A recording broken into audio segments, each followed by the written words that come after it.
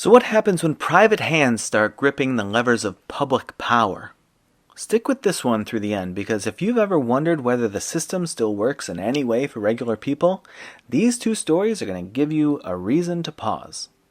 In October 2025, two low-profile stories broke. One, the U.S. Army placed a drone parts order with a company called Unusual Machines.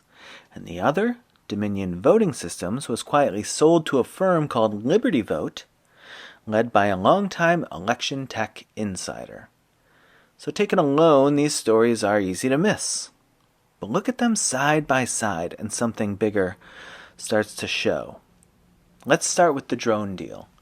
The Army's 101st Airborne Division ordered about 3,500 drone motors and components to support a new field-assembled drone called A.B.E V1.01. They placed that order with Unusual Machines, a defense tech firm publicly traded as UMAC. And that same company brought on Donald Trump Jr. as an advisor in 2024. He holds more than 330,000 shares, a significant equity stake.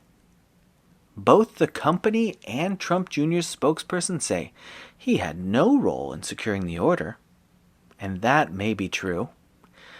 But public materials don't indicate whether this was a competitively awarded contract, and the Army has signaled a target of about 20,000 additional components in 2026, so the appearance of influence still matters to the consent of the governed, especially when it involves the family of the current president. And now the second story. On October 9th, Dominion Voting Systems was sold to Liberty Vote, a new company led by Scott Leiendecker. I'm butchering that name, I'm sure. But he's a former Republican elections director and founder of KNOWiNK.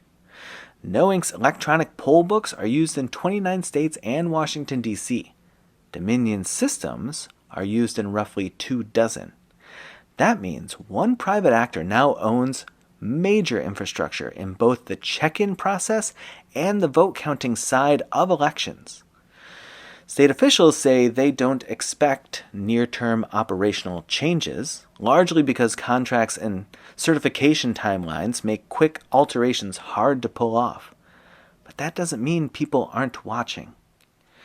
Because when the tools of war and the tools of democracy both end up in the hands of politically connected private actors, what starts to erode isn't just procedure, it's public trust.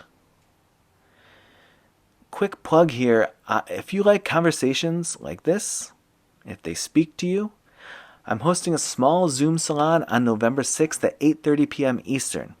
It's not a performance, it's just me and a few others gathering to talk through questions like these in a more personal way. There are only 4 spots left at the time I'm recording this, so if you'd like to join, you can visit the link here on screen to reserve your seat. All right, back to the pattern. James Madison warned that no man should be a judge in his own cause. Washington feared corruption would creep in through the channels of party passion, and Hamilton argued that the election process should resist cabal and intrigue and concentrated power. These weren't abstract ideals. They were civic guardrails meant to protect the public from subtle abuses of influence.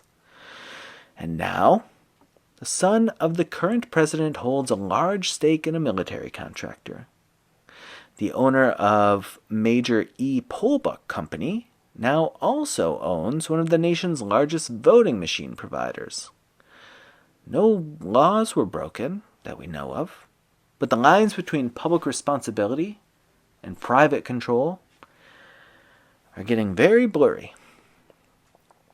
In the Civil War, profiteers sold cheap gear to Union soldiers and became known as shoddy millionaires.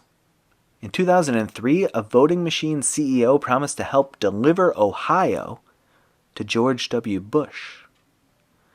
These stories echo not because history repeats exactly, but because it keeps offering us the same test. So here's the real question. Do we still believe the system belongs to the people, or just to the ones who hold the keys? Let me know what you think, and if you're watching closely, keep watching, please.